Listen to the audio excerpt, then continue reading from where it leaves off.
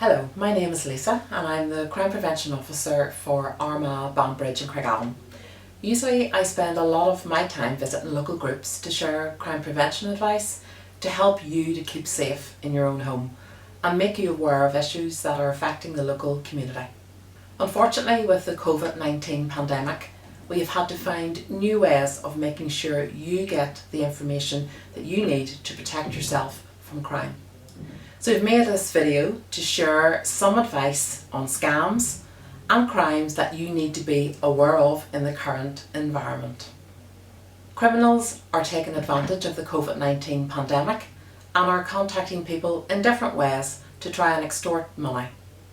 If you're contacted out of the blue, asked to carry out an unusual request, or asked to share your personal or financial details, please take a moment to stop and think. Talk to someone you trust, challenge the caller, don't be afraid to refuse, and have the confidence to end the call or conversation and protect yourself by contacting your bank or police on 101. Scammers have become more sophisticated and will go to great lengths to try and obtain your hard-earned cash. This can begin very innocuously by, for example, playing an online game or app where a player you meet up will build a relationship with you before asking you to private message them.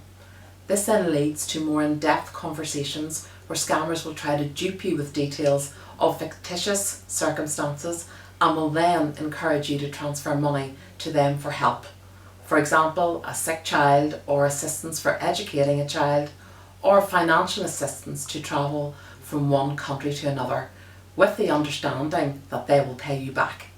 In the majority of cases, this never happens. My experience is that these scammers are persistent and play on our good nature. In one recent local case, the victim described feeling influenced and overwhelmed and was left feeling anxious and ashamed. I would reassure anyone who has been a victim that there is nothing to feel ashamed about. And if you've been targeted by a criminal, the most important step you can take to protect yourself is to talk to someone or seek help. Statistics prove that if you have been a victim of a scam, you're more than likely to become a repeat victim. Speaking to someone about your experience can reduce the chance of this happening again. I would encourage anyone who is seeking companionship or romance online to exercise caution.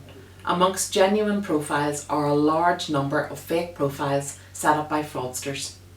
Don't be convinced by profile pictures. They may have been taken from somewhere else on the internet.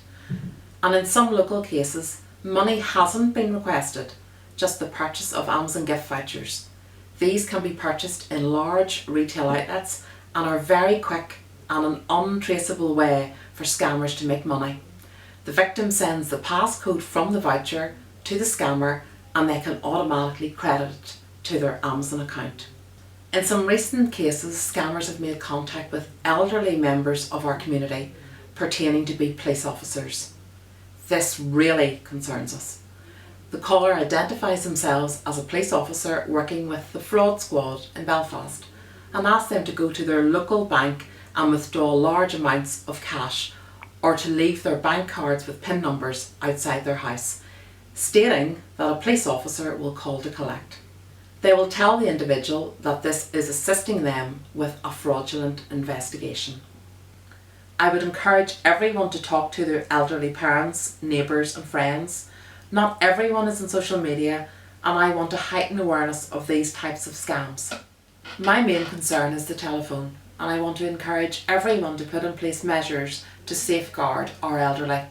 This can be done by simply activating a free telephone screening service by your telephone provider, the use of a call blocking device, or display screen telephones to recognise unwanted callers.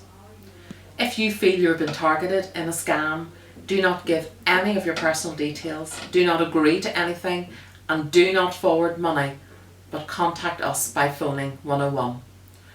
Remember, further advice and information can be obtained by visiting the nidirect.gov website or the Scamwise NI Facebook page at Scamwise.